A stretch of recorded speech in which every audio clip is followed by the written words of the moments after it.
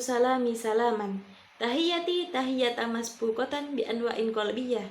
Mutazazinan bi zinatil jannah mutala'lian lilulu'il qamariyah. Fa idza huyitum bi tahiyyatin fahayyu bi asana minha aw rudduha. Assalamualaikum warahmatullahi wabarakatuh. Alhamdulillahi rabbil alamin wa bihi nasta'in ala umuri dunya waddin. Wassalatu wassalamu ala asyrafil anbiya'i wal mursalin Sayyidina wa habibina wa syafi'ina wa qurrata ayunina Sayyidina Muhammad sallallahu alaihi wasallam. Naharukum Said ayyuhal musyahidun. Yang terhormat Bapak Jauhar Ali MPDI selaku dosen mata kuliah ilmu lugha an-nafsi kelas A serta rekan-rekan mahasiswa mata kuliah ilmu lugha an-nafsi kelas A. Alhamdulillah pada siang hari ini kita dapat berjumpa lagi secara virtual. Kami dari kelompok 3 yang beranggotakan saya sendiri Salsabila NIM 2219013 sebagai moderator sekaligus MC, kemudian ada Nur Alfi Rizkiana sebagai pemateri kedua, dan selanjutnya ada Ilma Nafia sebagai pemateri ketiga. Di sini kita akan menjelaskan tentang persepsi ujaran, masalah-masalah persepsi ujaran, dan bagaimana saja sih mekanisme ujaran tersebut. Nah, sebelum kita memulai perkuliahan pada siang hari ini, marilah kita bersama-sama membaca basmalah. Bismillahirrahmanirrahim. Semoga dengan bacaan basmalah tersebut, perkuliahan kali ini berjalan dengan lancar tanpa halangan suatu apapun.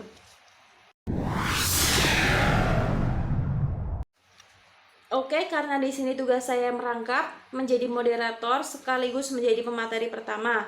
Langsung saja saya akan menjelaskan apa sih persepsi ujaran itu. Persepsi, yang pertama persepsi. Persepsi adalah sebuah proses saat individu mengatur dan menginterpretasikan kesan-kesan sensoris mereka guna memberikan arti bagi lingkungan mereka. Sedangkan ujaran adalah sesuatu yang berupa kata, kalimat, atau gagasan yang keluar dari mulut manusia yang memiliki arti. Jadi, persepsi ujaran adalah peristiwa ketika telinga menangkap sebuah bunyi yang dapat berupa bunyi lepas, kata, ataupun kalimat. Persepsi ujaran tersendiri itu meliputi 3 proses. Yang pertama, pendengaran, penafsiran, dan pemahaman terhadap suatu suara yang dihasilkan oleh penutur.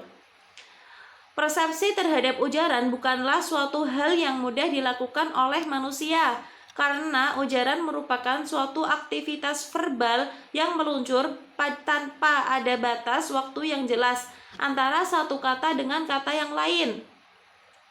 Ketika seseorang berbicara atau bernyanyi, indera pendengaran kita mampu membedakan ciri bunyi yang satu dengan yang lainnya. Indera pendengaran mampu menangkap dan memahami rangkaian bunyi vokal ataupun konsonan yang membentuk sebuah tuturan, cepat lambat tuturan, dan nada tuturan yang dihasilkan oleh seorang penutur tersebut. Oke, mungkin cukup itu dari saya serahkan ke pemateri selanjutnya. Baik teman-teman, di sini saya akan melanjutkan materi yang telah disampaikan oleh pemateri pertama mengenai masalah persepsi ujaran. Seperti yang telah kita ketahui bahwa persepsi ujaran adalah peristiwa ketika telinga mampu menangkap sebuah bunyi, yang mana kalau orang tidak dapat mendengar bunyi dengan jelas, maka orang tersebut tidak dapat menangkap maknanya. Lebih-lebih jika kalimat yang dikatakan itu adalah kalimat asing bagi si pendengar. Misalnya bagi kita orang Indonesia mendengar bahasa Arab, bahasa Inggris itu kan asing, jadi kita tidak bisa menangkap maknanya.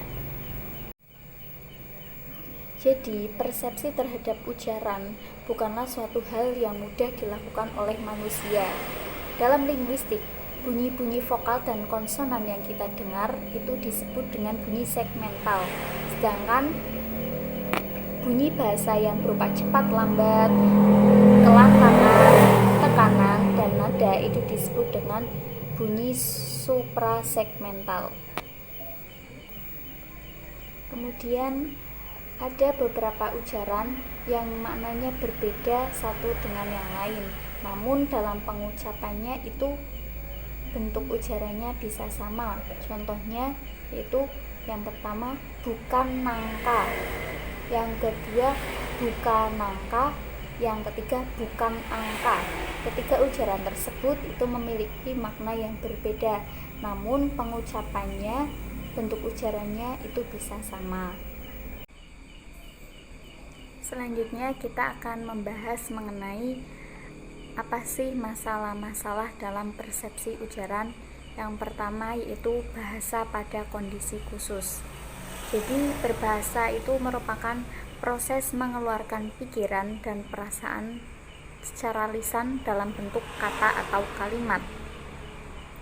Untuk mencapai berbahasa diperlukan beberapa elemen, diantaranya yaitu lengkapnya sistem pendengaran, lengkapnya sistem syaraf pusat, kemampuan mental yang cukup, kestabilan emosi, dan pajanan pada bahasa. Apabila sejak anak-anak terdapat kekurangan atau ketiadaan setidaknya satu dari elemen-elemen tersebut, maka akan berimbas pada munculnya beragam gangguan bahasa. Jadi misal kita tidak lengkap sistem pendengarannya atau tunarungu, jadi kita ada bahasa khusus bagi orang-orang yang tunarungu. Kemudian yang kedua yaitu gangguan berbahasa secara biologis. Jadi gangguan bahasa secara biologis itu disebabkan oleh ketidaksempurnaan organ. Contohnya yaitu yang dialami oleh tunarungu, tunanetra, dan penyandang gangguan mekanisme berbicara. Yang ketiga yaitu gangguan berbahasa secara kognitif. Gangguan kognitif tersebut dapat berupa penyakit demensia, penyakit HD atau Huntington's disease, kemudian schizophrenia, kemudian depresif. Jadi keempat gangguan tersebut itu dapat mempengaruhi kita dalam berbahasa. Gangguan tersebut diantaranya mungkin ketika mengucapkan suatu kalimat mereka akan kesulitan karena penyakit-penyakit tersebut. Kemudian ketika menangkap suatu ujaran mereka juga kesulitan untuk memahaminya atau butuh proses, butuh waktu untuk memahami perkataan orang lain. Yang keempat yaitu gangguan berbahasa secara psikogenik. Di antaranya yaitu berbicara manja, berbicara kemayu, berbicara gagap, dan berbicara latah. Selanjutnya yang kelima atau yang terakhir yaitu gangguan berbahasa secara linguistik, meliputi masalah kefasihan. Ini berarti terutama bagi kita ya, jurusan bahasa Arab mungkin perlu kefasihan dalam mengucapkan lafaz-lafaz Arab seperti makhorijul huruf yang hampir mirip, itu juga butuh kefasihan sehingga orang meskipun hanya mendengar saja tanpa melihat tulisan itu bisa mengetahui manakah huruf to, manakah huruf ta, dan sebagainya. Huruf-huruf yang makhorijul hurufnya itu mirip. Kemudian selain masalah kefasihan ada juga masalah bahasa tulis. Jadi semisal bahasa asing, bahasa Inggris itu kan antara yang kita ucapkan dengan tulisannya itu berbeda. Maka bagi orang-orang yang memiliki gangguan tertentu itu akan kesulitan dalam menangkap bahasa untuk dituliskan. Jadi setiap masalah dalam persepsi ujaran itu pasti ada solusinya. Semisal orang-orang yang memiliki gangguan, jika selama gangguan tersebut itu bisa diobati, bisa diterapi, maka lakukanlah terapi agar kita terdapat kemudahan dalam memahami makna dari ucapan seseorang. Kemudian jika gangguan tersebut tidak dapat diobati atau permanen, maka hendaknya kita, seseorang yang mengajak bicara, itu harus memahami mereka. Bagaimana kita menyampaikan kata atau ungkapan kepada mereka, baik itu dengan bahasa isyarat maupun dengan bahasa yang intinya bisa memudahkan mereka untuk memahami apa yang kita bicarakan. Kemudian selain itu kita juga perlu belajar banyak kosakata, baik itu kosakata bahasa Indonesia maupun bahasa-bahasa asing, sehingga ketika orang lain berbicara tanpa kita melihat tulisan, kita bisa memahami makna dari ucapan yang orang lain katakan kepada kita. Kiranya cukup sekian materi yang dapat saya sampaikan, semoga bermanfaat. Terima kasih.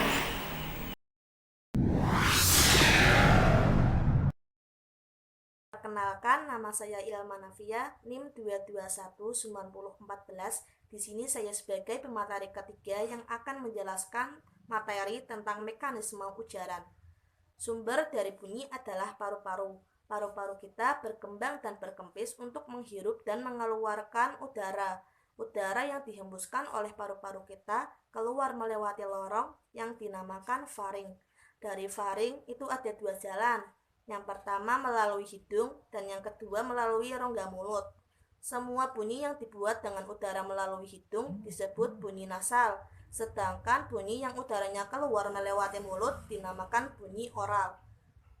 Dalam perjalanan melewati mulut atau hidung ini, ada kalanya udara itu dibendung oleh salah satu bagian dari mulut kita sebelum kemudian dilepaskan. Hasil bendungan inilah yang menghasilkan bunyi.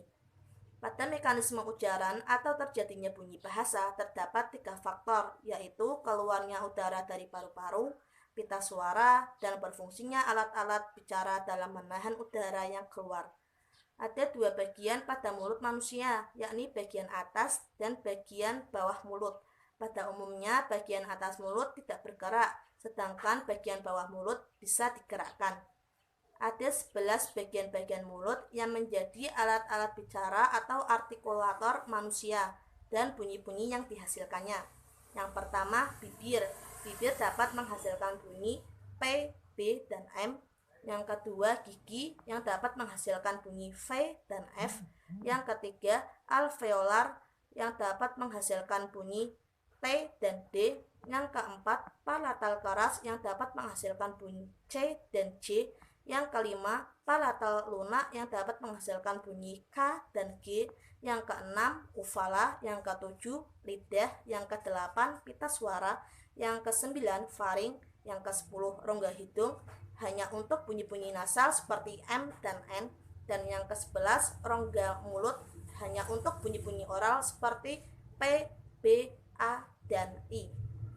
Alat-alat bicara manusia sangat menentukan dalam mekanisme ujaran. Namun, sebelum alat-alat tersebut bekerja, peran arus udara dari paru-paru sangat signifikan. Bahkan bunyi tidak akan muncul tanpa ada arus udara. Arus udara harus bekerja sama dengan alat-alat bicara.